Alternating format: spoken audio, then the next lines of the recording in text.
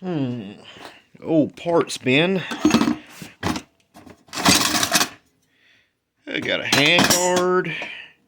Got a barrel nut. Pretty sure this is adjustable gas block. There's an upper. I think I see a charger handle in there. Let's build something new. Alright, what's up guys? So as y'all saw, I got a bin full of parts there, and I got about everything I need to really put together a new upper. And we just got down to 22-250, man, and I kind of just want something else to play with real quick. I want a new caliber to mess with. And I keep hearing that the new-ish, the 22 arc is like the 22-250 killer. So I was like, hey, I got all the freaking parts I need for the most part. All I need is a barrel. Checked on Bear Creek and they had some 22 arc barrels in stock. And they had free shipping. So I said, hey man, I got a 22-250 20 inch from Bear Creek. Let's build a 20 inch AR-15 22 arc to try and compare them. And we're going to do, that was a trash build, and this is going to be a parts bin build. So I figured it'd be a pretty fun little video. I got my dies, I got a little few odds and ends, but yeah, this is the core of our build right here. So I already had and popped her open. Bear Creek, their barrels are pretty, the way they sent them is pretty Spartan. Just went ahead and popped her open. Just going to do a, initial looky-loo here. They got just wrapped in some doggone brown paper, and they have bubble wrap, foam wrap, whatever you want to call it. I'm actually in my pajamas right now. I couldn't sleep. I didn't want to wake my wife up, so I figured let's go in here and rip this stuff open. So no thread protector. A lot of these barrels that come with a little thread protector, and let's check that threading out. See if it'll focus. A little rough. So this should be a 20 inch Parkerized. I forgot the profile. You guys already know. I'll post the info. But it was like less than $100, I think, plus the free shipping. Couldn't pass it up. I was thinking about doing a stainless, but I'll paint all my guns, so I didn't see the point in extra money. But there we go. It's a pretty heavy little sucker. Just doing our initial little looky-loo. Yeah, those are a little sharp. Has a little divot there. 22 arc. 1-7 twist. Oh, sorry. See if y'all can see that. 22 arc, 1-7 twist. This, unlike most of the other Bear Creek products I've gotten, this is not super oiled. You know, a lot of the Bear Creek barrels and stuff I get, they got a nice little sheen of oil on it. This one's dry. So, yeah. But that's the initial. We're going to do the part that everybody likes, and that's the borescope. So let me get that set up, and then we'll slap this little sucker together. Alright guys, so we just pulled that Bear Creek 20-inch barrel out. We're going to do a little borescope. Y'all know the usual deal. This is right out the box, no cleaning or anything. We're going through the muzzle. And we're just going to give initial little looky-loo, see what she looks like. Let's see here, we can get the crown first. So, right off the rip, I don't think the crown looks too bad, but let's go in and, ooh.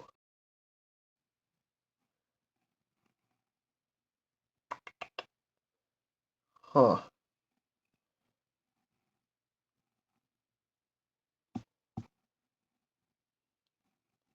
Go in a little more. Yeah, this one's a little gnarly. I think that's rust. Yeah, I'm pretty sure most of this is rust. Going to keep going.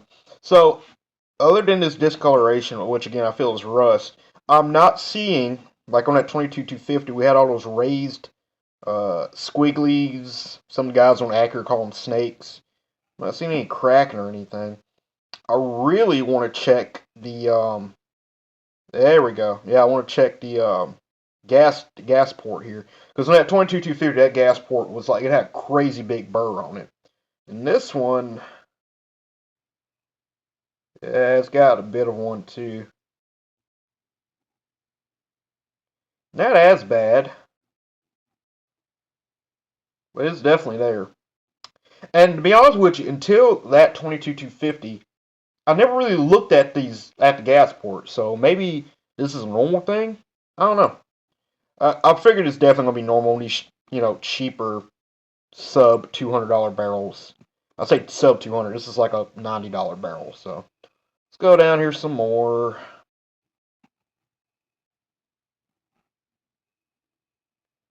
Not seeing anything really. Nothing to really talk about. And we're gonna go down here by the in the throat where the chamber meets the rifling. And I got a feeling we're going to see our usual. Got that kind of sawtooth. Really darkened up there. See here. Alright, this is where I always like to look on these Bear Creeks, because they're usually kind of bad. And this one, okay. See, a lot of times you have like these sawtooth looking patterns. Like, yeah, see, kind of like right there. It's usually a lot worse, but this is, at least for Bear Creek, this isn't terrible. This is actually a little better than what I'm used to with Bear Creek. We're just going to pop her on out. Ooh, nasty.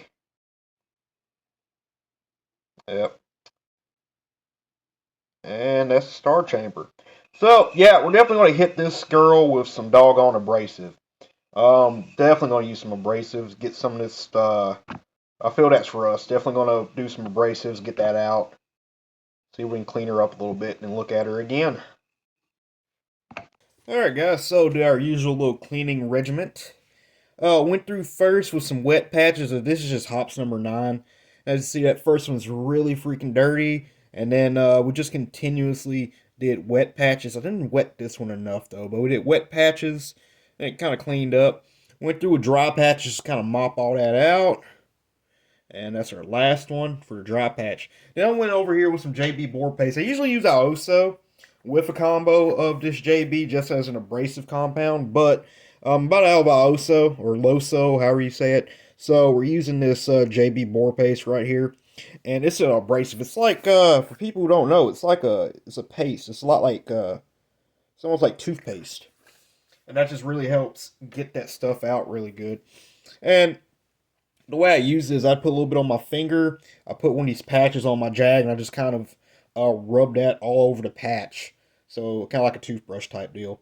And we did each one of these. I did that too. So we say wet patches, I guess, of JB. Scrubbed it, and when I go in, I actually scrub it. I short stroke it. That's what a lot of those bench rest guys recommend doing, not just going in and out. They highly recommend doing an actual scrub. And I got a good fiberglass deal to actually spin. So it gets into rifling, it kind of hooks in, and it really does its job. So we did that. Then we came back in with dry patches with nothing on them. And you see, got most of that out. And then we came back with more wet patches. And again, same deal as this. That's just that hops number 9. Just came through, and you see it cleaned up pretty good. Then we did dry patches. And I know some people will say, hey, that's still... let me see if I can get it to focus. Oh, it doesn't want to focus, but I know a lot of people say, hey, that's still dirty. But for me, I'm happy with that. I'm fine with that. I start cleaning when it gets to about, when it gets like here, I definitely start cleaning, but here, I'm not too worried about. Now I just took some rubbing alcohol. I got some of that green stuff. You're supposed to use 99. All I have is like 90, but I use that as kind of to stop the reaction in here as like a cleaner. And I just did 2 of those, and well, I did one wet one, and then I just kind of pushed the dry one through. And yeah, so that's our cleaning process. Let's Go back on the borescope, see what she looks like now. See, they usually clean up pretty decent, and this is why I always clean before I shoot. But anyway, let's go see what the borescope shows. Hey guys, so we gave that 22 arc a little cleaning. Let's see what she looks like again. Going back through the muzzle here. See what she looks like now. So right at the muzzle. Oh yeah, she cleaned up a lot better. So one thing that cleaning does, it does take a lot of that junk off, and it lets you see what's underneath. So we still got a little bit of crud. We're still right here at the muzzle, and it's usually really hard to get that stuff. But she cleaned up a lot. Look how shiny that sucker is. Let's go in here. No, that's just alcohol on them little droplets. Cleaned up pretty nice. Kind of hard to actually see anything now. See if we can see that, see if we can see the, gas port. Okay. Now she's clean, we can look at her a little easier here. Yep. That's a little bit of a burr. I don't think it's anything crazy, though. Alright, we're just going to keep going. And yeah, she cleaned up really, really nice. Look at that. Really nice.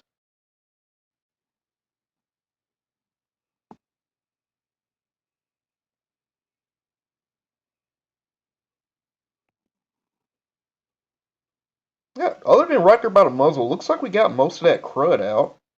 Pretty good. That abrasive does a great freaking job, man. Look at this. Definitely still not $1,000 barrel, or even like a $200 barrel, but she cleaned up pretty good, guys. Alright, got a little discoloration here, and we're getting down by the throat. Okay, so we still got a little bit of junk right here by the throat. I might go back and hit this again. But, if you ask me, I say we did pretty good cleaning her up. So yeah, let's put her together. Alright guys, so we're about to start putting her together, and something I want to talk about is something I want to try for the first time. Now, usually when I do an AR build, I'll take some of this Aeroshell. This is mil-spec Aeroshell grease, and you don't have to use Aeroshell. Heck, I've used doggone my first couple builds, I use this Molly grease, you know. I'm not doing anything super crazy. These are all hunting builds, so it just needs to be grease. But what I would do is I usually grease this barrel extension, because I do take, you know, I swap these barrels out a decent bit. I get bored and I want to swap something and do something different. And just putting that grease on here, it helps from that seizing up. Because I've had some barrels, man, they're not greased, and they get like some. I have high humidity down here, so a little rust will get in there on the barrel extension, and it will kind of. Even though these are aluminum, I've had these rust up a little bit in there, and they're so hard to get off. But I've been reading a lot about people using retaining compound, this green, basically green Loctite, retaining compound on the barrel extension to basically bed it. I even saw one dude on YouTube. I'll post like a link or a screenshot. He actually uses JB Weld. It's actually pretty wild on his. But I've been reading about it. A lot of people recommend it. I've never done it, and they mainly recommend it if you have like a sloppy kind of fit. But I'm not really sure where this upper came from. I'm pretty sure this is off of a Bear Creek, and it is a tight freaking fit. Like it's on there. But I'm gonna just try. You know, I'm just gonna see what happens. Worst case scenario is this.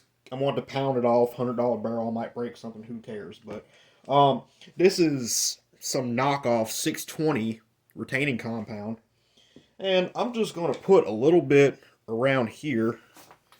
And again, it's just working like it's supposed to just work like kind of like bedding compound on a rifle. So I'm not saying this is how you're supposed to do it, but this is something we're going to try, and I need to cut this. Okay, that stuff was taking forever to come out, so I just open it up and use a little paintbrush here, and I guess I'll just kind of paint it on a little bit, maybe. Yeah, it looks right. probably doing way too much, but apparently all you gotta do is heat this stuff up with just heat that up with a torch, and it comes right off apparently. So I'm just gonna give her a little line like that, kind of wipe off some of that excess. Yeah, it looks right. It's already a pretty tight fit, so now we'll just put her in here. I'll just kind of spin it as it goes in, I guess, to make sure it kind of gets all where it needs to be.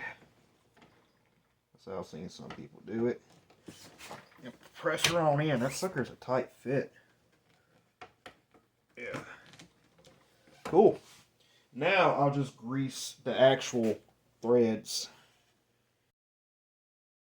Okay, now for the hand guard, this is a raw hand guard. I forgot where I bought it from. It's pretty light. It's not super dinky, but it's not super great. But I had it lying around. Slide this sucker on. Kind of a cheap barrel nut, to be honest with you. It's not a steel one. If it is steel, it's pretty chinky. I like to run that my nut in and out a few times to make sure it gets a good spread of all that grease. Okay. I'll torque her on down a few times. AR-15s, unless it comes with a specific torque setting, which I don't have one for theirs, anywhere from 30 to 80 pounds. So I usually go about 40. My gas tube is actually one from Grendel Hunter. This is an adjustable gas tube. I actually bought it for that $22,250. But we should have the same gas, settings. Okay guys, me from the future here, and I apologize in advance for any background noise. I'm at work, but I realized I never finished this video. I never showed y'all the finished project. So, long story short, it worked out, but I had to harvest a pin from another gas block because this one came unassembled, and I ended up losing the pin out of the bag. So I had to take a pin out of another gas block, but I got that in really easy. But then also I lost the bolts and the nuts to this handguard, so I had to take them off another handguard that I had. So yeah, it's a real cluster, but we got it up and running. I got a no flash hider, no muzzle brake, but I do have a thread protector on the end. Got it all fitted up, and I using my 6.5 Grendel bolt carrier group out of my 6.5 Grendel, and I did change that around a little bit because my 6.5 Grendel BCG is labeled 6.5 Grendel. So to avoid any issues possibly, I took the bolt head out and I put it in a 7.62 by 39 carrier, and yeah, but this is what we got.